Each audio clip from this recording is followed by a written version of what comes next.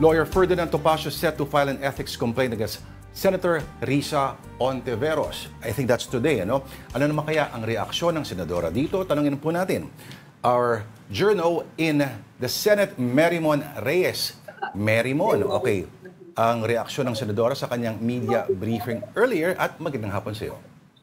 Magandang hapon, Lord Denise. Actually, kabababa lang natin mula sa 5th floor dito sa Senado dahil kadarating lang ng panig nga ni na Attorney Ferdinand Topacio kasama sina former Congressman Jing Paras at Attorney Manuel Luna at ifa-file na nga nila sa Secretary General ng Senado yung kanilang complaint laban dito, ethics complaint laban kay Senadora Risa Ontiveros. Pero kaninang umaga, nung nakapanayam natin ng Senadora, ang sinabi niya raw, recycled lies, harassment daw, pero sa dinami-rami pa raw ng kailangang asikasuhin ng senadora kasama ang kanyang komite, hindi naman daw sila magpapadistract dito. Bagkus pagka natanggap na nga nila itong complaint, handa naman daw silang basahin ito at saka harapin. Pero kanina doon sa nakita natin dito sa Senado, yung buko doon sa complaint na i-file nila sa SecGen, meron ding flash drive na pinresenta itong grupo nila, Attorney Topacio, na naglalaman daw ito ng mga ebidensya, either videos or photos na nagsusuporta sa kanilang complaint. Ang nilalaman kasi nito, hindi pa natin nasisilip talaga, pero pinaka-core nito is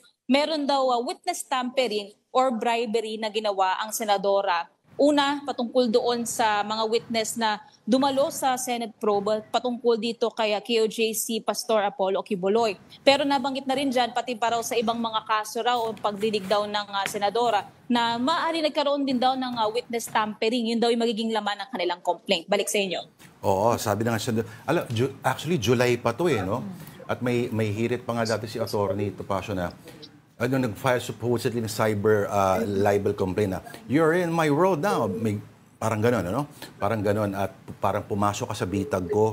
Pero ewan ko nangyari dito. At harassment ang sabi ng senadora sa pag-filing ng complaint na ito. At yung laman daw supposedly ng USB na yon ay mga video ba ito? Ano ba, Merrimon? Oo, ang nabanggit kanina nila Attorney Topacio, may mga video dito na nagsusuporta nga, nagsisilbi itong ebidensya. Pero ang aalamin natin, once na ilabas na ito o kaya kapag karumolyo, kasi ang nais daw nilang gawin, magkaroon din daw ng investigasyon dito sa Senado patungkol nga doon sa sinasabing witness tampering o bribery ni Senadora Risa. And possibly yung lalaman nung flash drive na yon ay yung mga video footages, either nung witnesses na sinasabing binayaran daw ng ₱1,000,000 ng senadora para raw pumunta doon sa mga pagdinig. Ang nasabi sa atin parang around 13 or 30 pages. Lilinawin natin yun kaya Attorney Topacio yung nilalaman nito kasi hindi na tayo nakalapit sa kanya nung final na nila kanina lang sa SecGen itong kanilang complaint. Pero ang nais daw nila is justice daw dahil nga daw dito sa nakita nilang witness tampering or bribery. Merrimon, may nabanggit ba kung saan nila nakuha yung flash drive? Ay iba-iba ba yung sources nun? O iba-ibang tao ba ang nagbigay? Did they mention anything? Actually, Denise, tinanong din natin kanina na bago kayo dito, sino pa yung alam nila nga sumusuporta doon sa complaint na ifa-file. Pero hindi nila dinivulge masyado yung mga detalye na yan. Basta ang kanila raw, nag-pursue sila ng kanilang effort para nga i-collect or i-collate itong mga ebidensya para masuportahan yung kanilang ethics complaint. And isa pa sa titingnan din natin kung paano ito ipoproseso ng Senado dahil as of now, hindi pa nagko-concur ang ethics committee. So wala pang chairperson, wala pang members ng komite. Kaya final muna ito sa SecGen. Denise. Andiyan ba si Senadora Risa?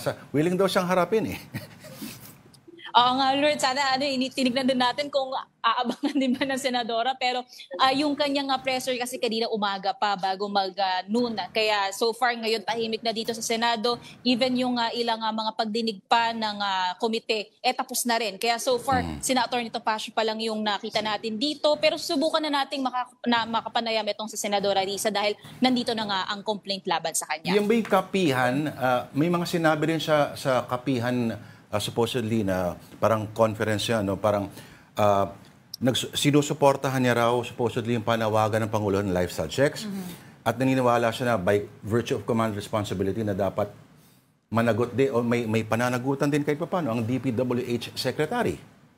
Yes, Lord. Ang nasabi dito ni Senadora Risa, technically normal naman na daw yung objective check-up na ginagawa na to. And magandang araw na isagawa ang lifestyle check. Lalong-lalo na ayon daw sa batas, sinasabi nga na lahat ng mga namamahala or nasa serbisyo daw ng pamahalaan, dapat namumuhay daw ng simple. Pero yun nga, nung nalinaw na itong order ay mula sa executive, so ang nais dito ng senadora, either yung ibang mga sangay pa raw ng gobyerno, even daw ang Kongreso, mag-volunteer na rin daw, mag-take ng initiative na magkaroon ng lifestyle check.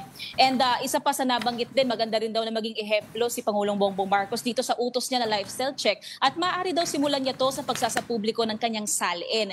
And nagkaroon pa nga ng mungkahi si Minority Leader Senator Tito Soto na even daw yung mga pamilya isama na rin daw sa lifestyle check. At sabi ni Senadora Risa, maganda raw na mas marami pang mungkahi ang iparating para raw makita kung paano best na gawin ang lifestyle check sa iba pang mga public office. Oo.